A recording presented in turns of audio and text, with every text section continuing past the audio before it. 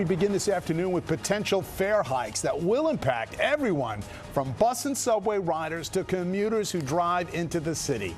And good afternoon, I'm David Navarro. I'm Sandra Bookman in today for Liz Cho. If approved, this would be the first fare hike since 2019. Bus and subway rides would jump 15 cents from the current $2.75. And the MTA wants those higher prices to start by Labor Day. Eyewitness News reporter Joe Torres live in the Williamsbridge neighborhood of the Bronx with more. Joe. Yeah, David and Sandra, straight talking strap hangers here in the Bronx told us that a bus and subway fare increase would only lead to more of what is already a problem, fare evasion. They told us the MTA would generate a windfall of cash if they left the fares where they are and crack down on all those people who jumped the turnstile.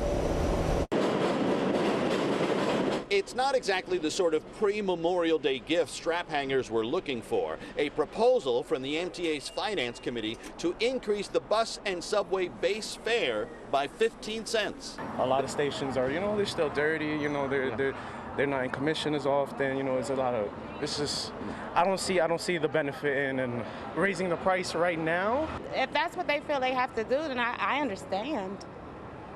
But you're not going to pay it? No, because I can't afford it. I'm sorry. I mean, I love you, but I'll be walking.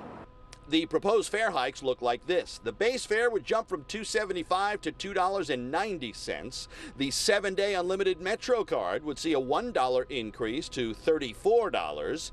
It's a $5 hike for 30-day unlimited MetroCards, with the new price hitting $132. The express bus fare jumps by a quarter to $7, and the 7-day goes from $62 to $64. It's a business, you know what I'm saying? Everything is a business, so they're going to make their money one way or the other, you know what I'm saying? So. But it doesn't sound like you're going to pay for it. Nah, not right now. Even the head of the MTA's Permanent Citizens Advisory Committee acknowledged that fare hikes, which last occurred in 2019, are necessary to keep the transit system rolling. But Lisa Daglian also suggested improving the discount options for riders across the system, ensuring there is equity across increases so that those who can least afford them have access to more options is critical. That includes raising eligibility to fair fares to 200% of the federal poverty level from the current 100% level. This allows us to go back to sort of our biannual fare and toll increase, which is very important for the long-term stability of the MTA. Now remember, this was a proposal from the MTA's Finance Committee. There are going to be public hearings scheduled for June. Anticipate those to be vocal. And then the full MTA board will vote on the matter come July. But if it's approved, you can expect these fare hikes to take effect by the end of the summer, Labor Day for sure.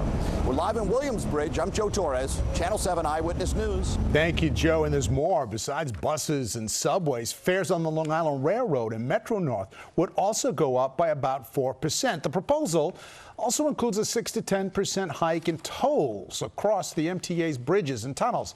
Again, as you just heard Joe say, if approved, all these hikes are expected to go in place by Labor Day.